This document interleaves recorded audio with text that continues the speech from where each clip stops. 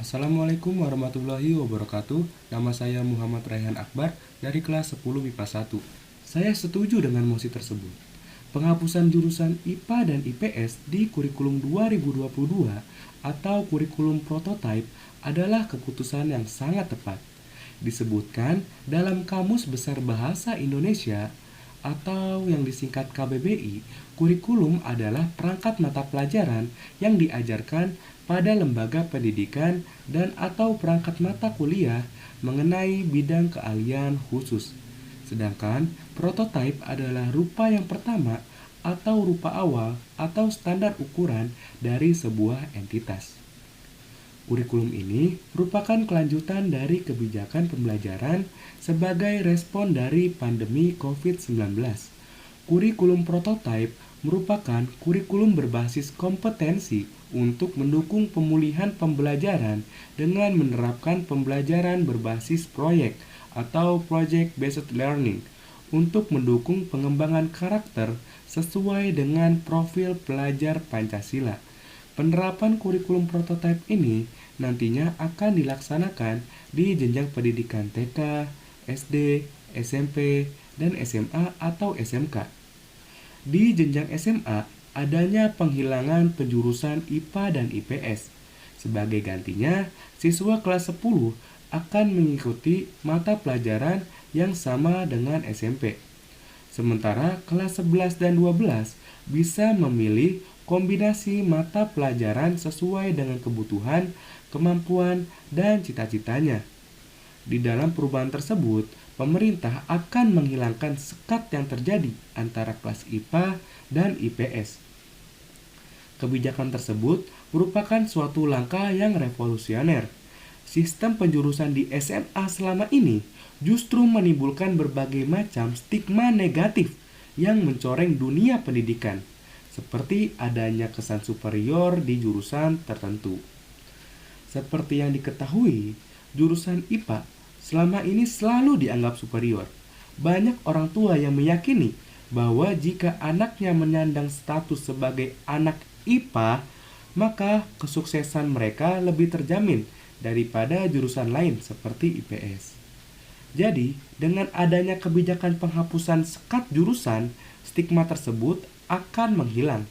Selanjutnya, penghapusan jurusan diharapkan akan semakin memperkecil peluang peserta didik untuk melakukan lintas jurusan pada saat menjelang ujian masuk kampus. Banyak peserta didik yang merasa salah jurusan, entah karena gengsi atau terpaksa, dan akhirnya memilih jurusan kuliah yang berbeda dengan jurusan saat di SMA. Selain itu, para peserta didik dapat jauh lebih leluasa dalam belajar dan mengeksplorasi dirinya. Peserta didik pun jadi lebih percaya diri. Peserta didik akan lebih percaya diri dalam memilih karir tertentu dengan mata pelajaran yang berfokus pada karirnya. Sehingga ketika peserta didik memang tidak memiliki kemampuan di salah satu mata pelajaran, maka ia tidak perlu terlalu memaksakannya hingga tingkat-tingkat lanjutan atau pada soal-soal yang semakin rumit. Sebab memaksakan siswa untuk menghadapi mata pelajaran yang tidak ia minati bukan malah membuat ia tertantang, tapi malah menjadi sebuah beban. Misalnya saja, seorang murid hanya minat terhadap satu mata pelajaran, maka ia bisa mendapatkan nilai buruk dalam mata pelajaran yang tidak ia minati. Nantinya justru rata-rata nilainya yang menjadi buruk dan dianggap kurang bisa ketika memasuki salah satu dari jurusan jenjang SMA tersebut. Lalu, maksud dari penghapusan jurusan jenjang SMA ini diharapkan peserta didik tidak lagi merasa minder dan kurang pandai karena mendapatkan nilai buruk dari mata pelajaran yang kurang mereka minati. Maka dari itu, kurikulum prototipe ini sangat membebaskan peserta didik dalam memilih mata pelajaran yang disukai dan bisa dikombinasikan antara jurusan SMA yang lainnya. Kemudian, dengan hadirnya kurikulum prototipe, nantinya murid yang dipandang sebelah mata bisa membuktikan bahwa mereka juga cerdas di mata pelajaran yang lainnya. Misalnya, ada seorang murid yang kebetulan cerdas dan minat di mata pelajaran geografi, fisika, dan ekonomi. Seandainya menggunakan kebijakan yang lama, dia tidak bisa mengambil ketiganya. Tetapi, dengan penghapusan jurusan jenjang SMA inilah, dia bisa mengambil ketiga mata pelajaran tersebut dengan mengkombinasikan ketiganya, akhirnya dia bisa berprestasi.